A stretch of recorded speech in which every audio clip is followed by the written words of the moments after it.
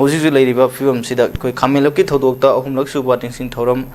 nungsumda pangthokre punamak thengnaminagada leibak ki asoba isuni megen aduga center da tainabagi mahutta furup sing punsilabata da manipur kan bangamgani kogi supreme court ki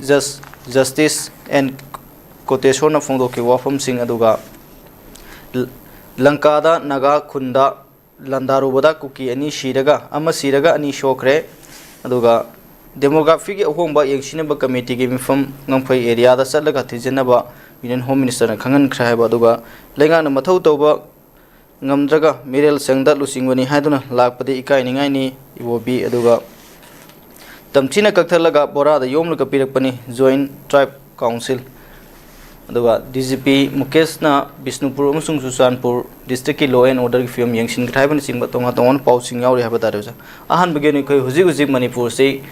ing tappa manipur ama 2023 ki May 3 ki mamangda leirambadu hojikti adumak irang na yomba adugumba lamdam mama oiram matungda hojik su lepa leitna adumak tholi ngarang su khoi gi kuki terroristna lankada naga khulda landaduna iroi hui fawpa halam le khulnga ku singi kutta kuki khulai pai ba ama sire ani shok ra fo miaw re ba dare sum badum kamna ba lepa leitna sum tor bis kamai yeng be ai kanu ki notice window gi ko gi news analysis ta bi re ba aya purum ko no ko no khulum jari ai kum pijege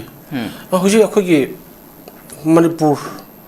haibesi ko manipur haibesi ko india gi bang le re ba ko duba apung pha ba state amani adana manipur gi ani akoi hiram khudemukta awaba anaba chakut thorang ka gi mayam matungda akoi india langang da su akoi chamana na state mayam ga indian truti mayam pun akoi jing bi gadabani adu hujuk lai wa phomdi akoi manipur gi india gi mapung phab state am oirba manipur se mase akoi india na akoi gi state mother akoi gi pokte bi gi mama pokte bi gi macha adu akoi gi manipur lai ba akoi gi citizen mayam akoi mayam se india ki tijal ma nata budon ko na khallaga adu in treatment am jenge bo adu gi jing me ji kari gi me no hana ko tak pa taraga di yam na seng haiba taraga di manipur ra sai ko engkar pan bi ba 20 akoi gi 23 gi me ahum dagi chusanpur harba ti se kasir gi epicenter oiraga da haur khibla je karma la no haibda manipur gi apun masaktam thugai na ba adu be illegal immigrant akoi nako terrorist sina akoi mon sobetek weapon pairaga na ko mo mi gi jung kai mai thadna adigi lanjadru mi cham parja me pun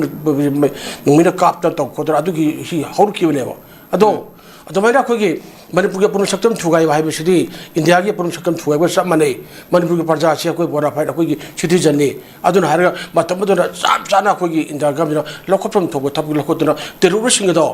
lakshan dirba targadi akoi ngasi manipura chahi ahum hena akoi kangong chaidina lenga sasal leitraba rules of law do ha leitraba amagi phemon oira ko leiriba se koi oira moyaba aduna yamna taseng na akoi bharat lenga na manipur yeng me ngasi yam sena khangeba ra kuji ka dore maming dagi oina manipur nga ka thambire ko democracy judiciary executive legislature ko ona asigi after thondre Mandi ko na akoi lang ang thambire aduna adugu manipur thugai na ba honari ba akoi terrorist sing sina mana apaba sopetege weapon paidana drone ko missile ko long range pai sin da ko da pujiri ge ko masa khul donga pi da ko leitramina ko khun nga ko thole ne village voluntary force thole ne haje state to ki magi kan lei ba state atu ki da magi state police lei ba paramilitary force lei ba mateng paramem lei do moi lei na ko gi mamang da terrorist ni sira ko lumai na kap ta mi halak pat mai jum mai thar pa missile sindrak pa drone sindrak pa ma to bo gi lei tremina isagi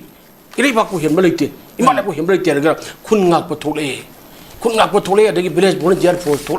thole kan mo khun ngak char e ko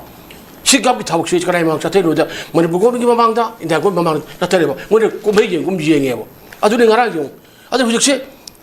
manipur lo dagi chu sanari ba bo gi go menga sachur operation sa su chanel ba ko gi kuki gi bo gi outfit bo kundret kunipa ko le do adu su ge ground do loi lok thugai ra ka mo na